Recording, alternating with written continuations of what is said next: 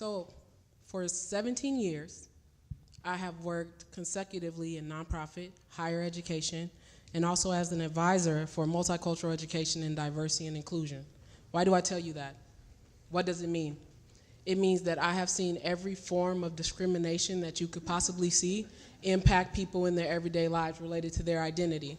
So whether that be your race, your size, your age, your citizenship status, your accent, and everybody has an accent to somebody, just as an FYI. And because I only have 5 minutes, I won't go into all the forms of discrimination because I'll be up here all day. But because of those things, you see the symbol behind me, which represents a company that launched because of those experiences. 7 months ago, I walked into a job and I had had my 1,000th cut. I sat down at my computer, and the 1,000th cut meaning that I had seen enough and had enough to a time where I said, okay, it's time to make change. How am I going to do it? Working in systems in higher education and also advising in corporate environments was not moving fast enough for me. So I launched my company, Diverse City. Now, Diverse City is a diversity and inclusion consulting firm. We go into companies and we facilitate, we do assessments, we evaluate, and we design strategy for diversity and inclusion to make sure that the workplace is equitable for everybody. Why do we do this? Got bias? Yes, you do. Everybody does. Now, the reason why I say that is because we all have these biases and prejudices, they're normal. And because they're normal, they exist in the workplace whether they are unconscious or conscious, and they impact people in their everyday lives and their ability to be treated equitably when they go into the workplace. So what do we do? How do we fix it? How do we create impact and not the hub, and no, I'm not hating on the impact hub. How do you create impact?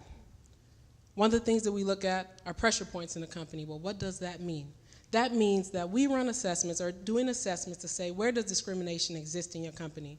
So if you think of every intersection that you have, we try to identify where does that exist in a company, and then we take that data and compare it to your career trajectory, your educational background. What does promotion look like? How much are you being paid in the company? Because all of those things impact equity within a company. And let me be clear that equality is great, but it is not enough. Equality means that you treat people the same. Now, if I came in here today and I had a crappy day and I decided to treat everybody like crap, that's equality because I treated you all the same. But what you need is equity, right? You need to be able to treat people fairly according to who it is that they are. So you see this beautiful graph that I have behind me that represents different corporate spaces from the top level of the C-suite all the way down to the entry level and even administrative staff that come into a company. So how do you assess whether or not diversity exists, and even how companies are defining diversity? Because discrimination is so normalized for a number of reasons, we often hire people that look like us, that share the same commonalities that we do, and have the same exposure that we do. And if you are not intentionally including people, you are unintentionally excluding human beings. Yeah. So that's some of the things that my company does. We look for pressure points to say who is being treated inequitably, even down to parental status. And what you see is most companies don't collect this data. So where does tech come in? So my company, because we're 7 months old, has been experimenting with different types of data, from Microsoft Excel all the way to Tableau.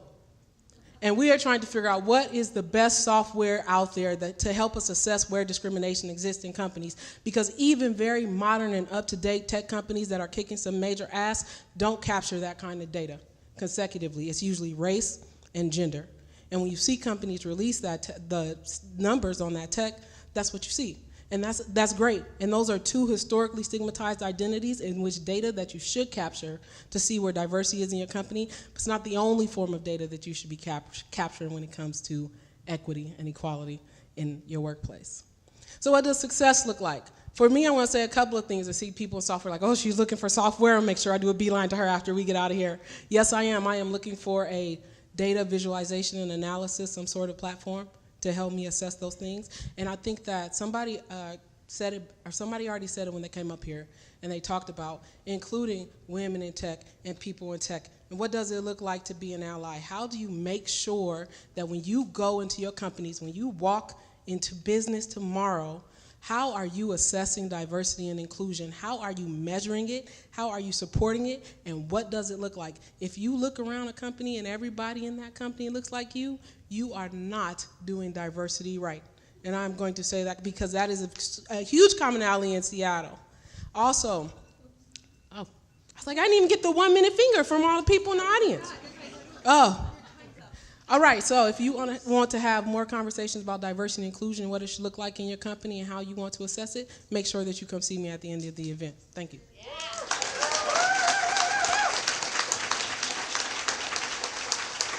Questions? Any questions? I don't have a question, but I thought you did a beautiful job. Thank you. Thank you. That was great. I saw. Did I see a hand go up in the back? No? All right. Oh, I see a hand. Absolutely. Absolutely. Was that, did you want me to elaborate on that? I mean, you talked about gender and ethnicity. Mm-hmm. That ageism is a huge problem in Seattle, and it's not just Seattle. Right.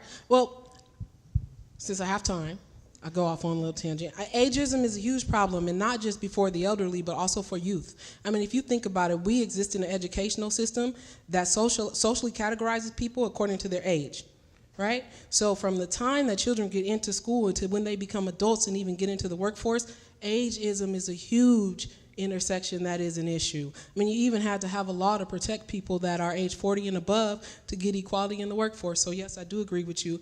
And I don't know if I stated age earlier, but also one of the many issues. I did, right? I said age. I thought so. Okay. So besides gender, ethnicity, and age, what else are you looking for? What else am I looking for? So let's go down the line. So has anybody ever seen the diversity wheel? No. So there's 3 levels to the diversity wheel: the internal, the external, and the organizational. Within that wheel, there are things that are visible to your intersections and things that are invisible. So I know that I said a number of things, which was race, age, gender, your citizenship status, your language, the way that you speak, you dress, your hair texture. Any intersection that you can name that exists within a company is something that's relevant to our case when we go in to look for equity. So not just race, age, and gender. But like I said, those are very important historically stigmatized identities, but not the only identities that you should be assessing when you are measuring diversity.